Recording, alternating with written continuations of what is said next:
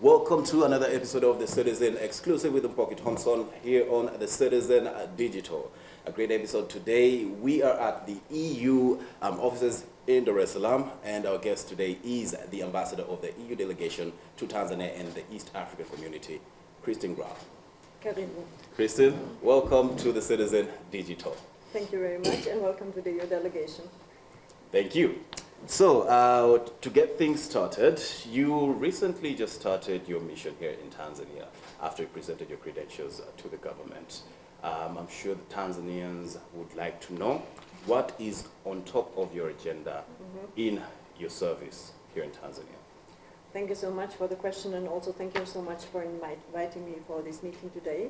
So, on the top of my agenda in the first months, of course, 2 months by now, was, of course, first of all, to get to know my role here in the EU delegation. So I started off by meeting all my staff here. I have more than 50 staff, local and Europeans. Then, of course, I have also met my colleagues from the Team Europe, the fellow ambassadors from the EU member states. And then I have started to work on substance. That means I have to understand, first of all, what's the role of the EU delegation here, how do we work with the government and the different interlocutors. And then I started indeed to have my first meetings. So maybe on substance, what I have done in those very first weeks now, we have already, I have worked very strongly already on issues related to youth and gender. This will certainly be one of our priorities in the upcoming weeks and months and years also. I have very strongly also worked on launching, for example, with small and medium-sized enterprise to work on reinforcing economic developments. That's another priority for us. Okay. And then also to have first discussions in other areas of cooperation that we're dealing with. So it's like a startup, very intense. I have to learn a lot, I have to say. I enjoy a lot all the different contacts with the different ministers that I have started and the authorities. Also the civil society, of course, and the youth, and now starting with the media also, so that's very nice. Perfect. So what's your early assessment since you started? Like, how have you already adapted to the pace of working in Tanzania? I would say so, yes. I think the only thing that still comes in every now and then, which makes it a bit difficult, is the climate. Yes. It has been, after some weeks, it has been much more easy. Now there came a kind of a backlash some weeks ago. Yeah. But otherwise it is very well, and I really enjoy my work here. It's very nice to, it's very diverse. I meet a lot of different people. We have so many great projects here. We're having so nice cooperation with different interlocutors in different areas. So I really enjoy it. Okay, so speaking about projects, Green Deals, human capital and governance, those are some of the key priority areas that the EU and Tanzania engage in. Can you just give us the specifics about these itemized areas of focus and how they impact the Tanzanian community and the relations that you have with Tanzania? So from the Green Deal, it's very clear what we are trying to do is that we try to invest in sustainable and environmental friendly different types of businesses. So we invest in green infrastructure. It has been one of our priorities all along. We invest a lot in local growth, local and circular economy, and we are also, for example, improving e-governance for local authorities. But what's really, really important for us is that we try to ensure the improvement of the life of Tanzanian citizens. That can, for example, also be, you saw that we had the green cooking initiatives where we're investing a lot, which is a long-term investment, which is very important. And we really try to do also to work on smart cities, where we have a Team Europe initiative with our member states, in order to ensure that there's a sustainable development for the long future. And of course, the cities in Tanzania much better than I do. There's a lot of needs, and I think we can do a lot here more also in the upcoming years. Okay. We are now, as you might know, from the programming side, we have now the second phase of what has been agreed before, but we're always thinking long term, and we will certainly continue to work very much on that. In the area of human capital, we focus very much on the development of skills. This is, of course, also linked to the fact that you have a big youth population and a growing population. We have a lot of different investments there. We're trying to also work with small and medium-sized enterprises to allow actually that you have investment in the country, that you create work for citizens, and also that you empower especially young people and young entrepreneurs and then women as well to play their role in the society, because we know that this is a big group that has not really benefited yet from these different opportunities, and for us for the future this is highly relevant. And I have already, this week we launched some new Fungur projects, for example. Very, very impressive what I see, the entrepreneurship, the spirit of the young people and who were there, so that's very nice. Then on good governance, of course, it's, I think, rather clear. We certainly work on different accountability systems. We work to enhance the governance system. You know that we very often work on the basis of clear governance strategies. So we are entering when the government, there's a clear way ahead of what they intend to do. We support very clearly also the rule of law. And in general, we try to strengthen legal frameworks and again, also to ensure, to what is linked before, that there's a conducive environment for growth. And then all of this is based on a human rights-based approach. Yes. You know that this is the basis of all our work, and for us, this is something that concerns each and every person in the country. Okay. Now, speaking about women, because that is a particular group that you try to support. Yeah. You have been quite big on supporting, promoting gender equality even in leadership. Yes. And you talked about the need of having a role model as a fundamental criteria for someone to be able to make it success. Now, I want you to tell us your own personal journey, because you've made it success story within the public sector. The role of having a role model. Did you have a role model growing up, someone that you looked up to? And what is your take at the moment in as far as Tanzania's achievement in promoting women in leadership? Because we have a woman president, President Hassan. So what is your take on that? And also just tell us a little bit about the fundamental role of having a role model. I consider role models to be absolutely crucial, and it's quite interesting also because since I have come here, there have been a number of women already reaching out to me and asking about my own personal story. So I hope I can become a role model myself at one moment in time. For me, role models are crucial insofar as when you're young, you have a limited life experience. Yes. So you maybe have an idea where you want to go, you have your dreams, but how to get there is not easy. And that's, by the way, for men and for women. But the women, as you know, it is much more difficult still for many women to achieve their goals because of stereotypes, because there's no role models, because there's no support structure. And the different role models I had were actually, they changed all through my life because they change with the development that you do. So when I grew up, for example, I had a wonderful grandmother who was always very bright on, how can I say, she made it very clear how to deal with challenges, what is important in life, how you stay grounded. So I think that gives a very good basis and also, you know, into trust, what's life about. But then the more, of course, I developed and also in the professional area, I had a number of very, very good female managers, and they were always very supportive. You know, sometimes you need a little push. Sometimes you need an advice. It can be a very small advice, but it can have a big impact. Sometimes you need maybe a broader network, or you need more additional training opportunities. You identify them with the manager. The thing I found for myself most useful were actually the networks of the people that are at your level.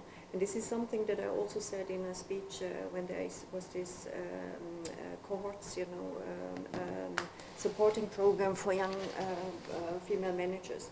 You need networks of people at your level. Yes. Because they are people in the same situation as you are, and you can share. First of all, you can address anxieties, you can address opportunities, you can address encouragement, but you exchange, and those people, they go with you. They stay with you through all the development that you do in the different areas of your personal life. I have some of these networks since more than 15, 20 years, and they're also fun. I think this is very crucial also. And there may be 2 points, yes. I mean, you have here now in Tanzania with the president, this is a great role model. It's fantastic, and I'm sure this will have an impact on the generations to come. Yes, of course, there need to be also very clearly more senior leaders. It needs to be also clear that these very fantastic, talented women that you have here, that they are needed for the society, and that the president, she makes it very clear that they can move up, that this is normal. And this means also the men have a role to play, because you have also to walk the talk. Yes. You cannot just make the talk, walk, whatever, but you have to walk the talk, actually. You need to take more responsibility in domestic chores. It's also up to the men to take parental leave and things like this. So I think the overall agreement, I think, needs to be that it benefits everybody, the whole of society, if there's an improvement on the gender. Now, let's focus a little bit on international affairs. We know what's happening between Russia and Ukraine, and also these other global issues, but they often have a trickle effect to the rest of the world. So we've seen how specifically the Russia-Ukraine issue has affected Africa, has affected Tanzania in terms of the supply chain. So that is food supply and also gas supply. Europe, due to the close proximity, was much affected when it came to gas supply, because you were dependent on Russia. But then now you came up with a strategy of trying to wean yourself off that dependence. I just want to get a sense of what have been the major lessons that have been learned throughout the course, because it's been now over 2 years since the war started, and we're still feeling the effects. What have been the major lessons that the EU has learned from this entire ordeal, and how does that impact now the rest of the world? How does that impact Tanzania in particular? Yes, this unfortunate Russian aggression in Ukraine has actually taught us many lessons, I would say, and you have mentioned 2 areas which are very crucial. I would also mention a third area, which is the displacement of a huge amount of Ukrainian refugees. These are millions of people, so that's a very important impact. Let me start with the energy. I think on the energy side, what we have learned very clearly the last year is that you should not be dependent on one major provider, because of the obvious reasons. So what the European Union did, first of all, we diversified. That means that we really invested in having other energy sources, and that would, for example, be LNG. We had other providers, for example, United Arab Emirates came in, Norway has become very important also. And we tried also to build the infrastructure related to these, like the LNG terminals. The second important challenge was, and I think that we did a lot, on the energy efficiency. So we have increased a lot energy savings also, so the work of ensuring that you spend much less energy. But also to go to renewable energies, for example. If you would go to Belgium, you would see that, I think, I would not want to say maybe 50%, but there's so many houses who have solar panels now on their roof, so that you have additional energy sources.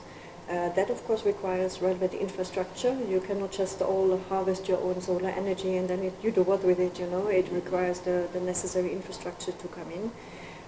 But this has been highly relevant. So for Tanzania, certainly, I think for the energy mix that you have here, you have already great resources on water, on solar, that you would need also to adapt and to use. You have, of course, the Niere Dam that will soon deliver energy, which will be an important energy source for you. Of course, also there are other options. We will have now also the Kokona Dam, where there will be other elements. But I think this diversification and the energy efficiency plus security, that's really the main issues to look into. On the food security side, I also want to be very clear. With the aggression on Ukraine, of course, what happened is that Ukraine was cut off. Ukraine was a major deliverer, provider of wheat and other energy, also other food security issues. Fertilizers, highly relevant as well, of course. So as EU, what we have tried to do is, first of all, to address the issue of the transport, of the disturbed transport chains. So you know that we created these fast lanes to transport the wheat and fertilizers and the grain, but also there was the Black Sea grain deal, which has in the meantime, of course, changed. But we really try to ensure that this is possible. On the other hand, we have also agreed on a huge amount of funding to countries that were concerned and had suffered from this increase of prices and a shortage of fertilizers and other issues, and we have delivered on that as EU with the member states. Okay. On the refugees, this has not had an impact here in Tanzania, I know, but it had a very strong impact in the EU. I'm very proud of the member states, how many of the refugees they have taken. You know that they had directly protection. There was not a procedure they had to go through. Many of them have integrated in different areas, working areas in EU member states. But it's a huge tragedy, and we should not forget that, unfortunately. Okay. So you talked a bit about the energy mix that Tanzania has at the moment, which of course provides a bit of relief considering the current hurdles that we're facing in terms of electricity. So at the recent the Global Gateway Fund, the EU and the AFD, that's the French Finance Development Association, you pledged 146 million euros for the Kakono project. And then again, the Tanzanian government is also pushing for the Nyerere Dam. Now, these mega projects that are seen as the solutions to the current power crisis are costing the government quite a bit because they often have to get loans in order to implement. I want to get your opinion on whether you think that the government is taking the right step, spending this money on these mega projects, such as the Nyerere Dam, and we're here talking about, you know, the current climate crisis, because, for example, the hydro projects are highly dependent on the availability of water as a major resource. So is the government taking the right route by spending a lot of money on mega projects that are dependent on external factors that are beyond their means in order to ensure that there is enough power supply in the country? I think you cannot just look at this from one single perspective. As very often in life, things are very much complex. Tanzania needs more energy, and the Nyerere project will certainly deliver a lot of energy to Tanzania, and it's very clear that we will also have a positive impact, for example, on other areas where you at the moment are on the environmental side in need of improvement, like the green cooking, for example. So I think the energy mix to be looked at is very important. Nyerere Dam, but also the upcoming project that we have just talked about, they will be highly relevant. But at the same time, we need to continue to work on sustainable energy mix. And I think that this is already the case here, that Tanzania is very much aware of that. Because in our cooperation, we are already doing a lot of things. And I know, of course, also that in the light of COP28 coming up now, there's a very clear understanding of the need for looking at climate change, for reducing emissions, and so on. For me, the mix of everything needs to be that you ensure the energy security, because this is also what the people need and want, and you have to have that for the socio-economic development, while having a very clear way forward how to be in a sustainable green energy mix. And it's not an easy way, and you know that because for us also, we are not there yet in Europe, and we have done a lot of issues. There's still coal, you know, there is still fuel energy in Europe. But we have delivered, and the EU Commission has made a lot of proposals on future way ahead, you know. It is called, what is it called? 55. 55, yeah, you're 55. I always forget this, I always think about age then. Which is, you know, you look at a number of different proposals, legislative proposals, which will help to have an energy mix which will be sustainable and green. Okay. But it means people have to adapt. It means industries have to work with this. Yeah. And what we have seen in a number of member states in the EU is that the industries are actually very proactive on that, because they see the future to adapt very quickly. They're very mobile in order to have a better energy mix for the future. So I think for Tanzania, we will have the same questions. You have them already now. We are there to support you. As I said, what we're doing on green energy is very sustainable here, and we will reinforce that further in the future. Okay, now speaking further on the green energy, Yeah. as you mentioned, even Europe at the moment is still grappling with moving away from using fossils to green energy. I think 40% still of the energy supply in Europe is still dependent on fossil fuels, coal and whatnot. Yeah, And even yeah. Tanzania was one of the major import markets for Yes. coal. I want to get a sense of whether you think that there is enough pace that is being made globally, Europe, Africa, towards moving away from fossil fuels to the green energy. Is there a specific strategy, and how sustainable do you think that is? Because green energy, that's a big agenda. At the recent Tanzania EU forum, a billion, I believe over a billion euros was pledged. I just want to also get a sense on that as you answer whether the sustainability of the green energy, how much of that has been put towards ensuring that there is enough efforts being put towards moving towards the green energy.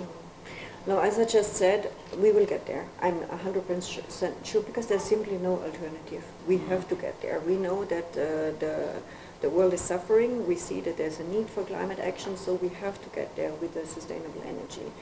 And as I said, I think we're in Europe on a good way with the different proposals that we have made. There are, of course, also discussion on a number of energy sources like nuclear, that there is not an agreement, for example, in different member states. But overall, I think it is very clear that we will go for less fossil, because anyhow it will expire as well, that we need to protect the environment, and that we need to move forward on these issues. And a lot of funding is provided for that. This is the major element, I think, that there needs to be. You need to create the conditions for innovation, because if you don't provide, that is also linked, for example, to bureaucracy, to permissions of enterprises. You need to give the right incentives for these enterprises as well, but you also need to have the population with you. And I think the population, what we have seen in the last years through the different movements, but based on the facts, and that's the issue, we have the facts, we know about global warming, we know that we have to act. I think on that basis the population is very ready, and the governments are developing reasonable strategies for that. But to implement them, this is what is important, and what is really important is to allocate sufficient funding to these issues. Okay. Now I want us to look at still the international affairs, global affairs. Whenever I meet with someone, a delegate from the Western world, I like to pose this question that of late there has been a rising interest of advanced economies engaging more with Africa, engaging with Tanzania, engaging with East Africa, specifically the East African community, due to the potential that that specific bloc presents. As the EU, the Western world, how does these evolving, geopolitics, this evolving interest from powers like Russia, China, South Korea, interacting with Africa, how has that sort of informed, influenced, or made you review how you engage with Africa? Is there any way that you're trying to see how the EU as a bloc can also evolve its relations with Africa in light of the changing circumstances, the changing dynamics? I think in general, first of all, our relations are not new. So the EU relations with Africa have existed a long time. We have had long-term cooperation under a number of framework corporations. The last one was the Cotonou Agreement, now to be replaced by the Samoa Agreement. But this is a very, very long-standing cooperation. Now, do these relations change? Yes. And I think they should, because we are all changing. The global environment has become much more complex. We have seen also, of course, also linked to the Russian aggression, but also with other developments, with other major players coming up, that the balance that existed in the world many years ago is shifting. And it's shifting all the time, and it has shifted all the time. But for the European Union, what we're looking at is that for us it has been very clear that Africa is a major partner. You're very close to us. You're actually the closest continent to us. We have shared a lot of common history. We have many shared interests. And this is the way how we engage. You know that we have a very strong cooperation, of course, with the African Union as well. as European Union, we are very qualified to talk about regional integration because we went through it. We have a lot positive things to share because we know the benefits of regional integration. But for us, what is highly relevant in this changing global environment is that we all agreed that the multilateral system is relevant. And it is based, again, on the Universal Declaration of Human Rights that we're celebrating the 75 years now, which says very clearly, it has been signed by nearly all countries, that they apply to all people and all countries. So we have a common ground, we have a common multilateral structure, and we need to use it. So I think this is something that we share, and this has become for us in the recent years more and more important, because the way how to balance how we live together happens through the multilateral system. But beyond this, the Africa-EU relations have become really, really important. We had in the last summit last year, February, there was a common vision established also. We have a lot of areas where we want to clearly work together, among other in the multilateral dimension, but then we have the global gateway investment area. So we have clearly defined a number of areas we want to work very much together, and this commitment is there. So it's 100%, even more, I would say. Can I just mention also that the Danish colleagues have recently decided to have to keep the embassy open here, which we are so happy about, of course, as well. So there is a really strong commitment to Africa, but also to Tanzania and this region. Okay, so now still further on that, the relations between the European Union and Africa comes now with the aid that is extended to the African continent as a developing world. I want to get a sense of your opinion on when will Africa become economically independent? Because again, the relations that we have with the rest of the world, with the Western world, with Russia, with India, with China, is contingent to the financial aid that is being extended to Africa. But then again, there is a need, or there needs to come a time where Africa can be now self-sustaining. What is your opinion on that? And do you have some insights on whether these are conversations that happen whenever the EU is engaging with governments here in Africa, with the Tanzanian government, on economic independence along the way? Yeah. Maybe before I come on the fact of what to do, I just want to say one thing. We should not put opposition of being independent or self-reliant with being non-globalized. We are living in a globalized world. And that means that we are all interconnected and all interlinked, and that concerns everybody. We have seen it in a number of major recent crises, the banking crisis and others. You can have something happening in the US, it has a strong impact on Europe. It can have something happening in Asia, it will have an impact on Africa.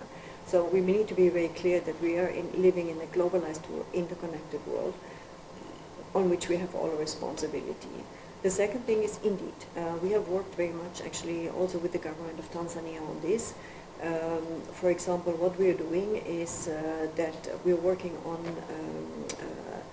increasing the socio-economic development. As I said from the beginning, this is highly important. That means we work on the investments on the private sector, but we also work on the structures in the ministries, for example, or with the tax authorities and so on.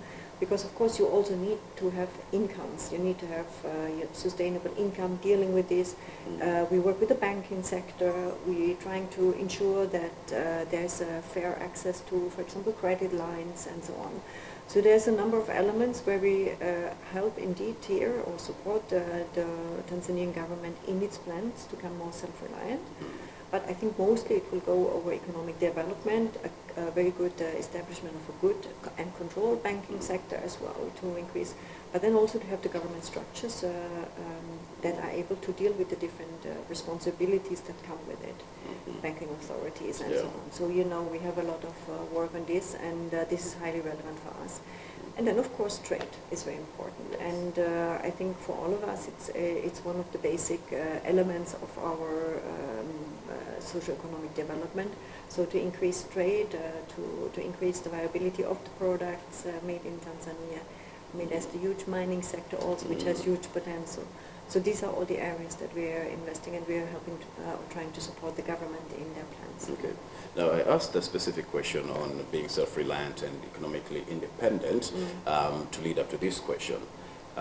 We understand that there has been criticism from Africa and other developing worlds that the economic assistance that is being provided by the Western world, by international organizations such as the IMF and the World Bank, comes with strict rules based on perspective. Because when you talk to a Tanzanian, there are certain customary laws, there are certain rules, certain cultures that we adhere to, which might not be in conformity to the Western world, to the World Bank or the International Monetary Fund.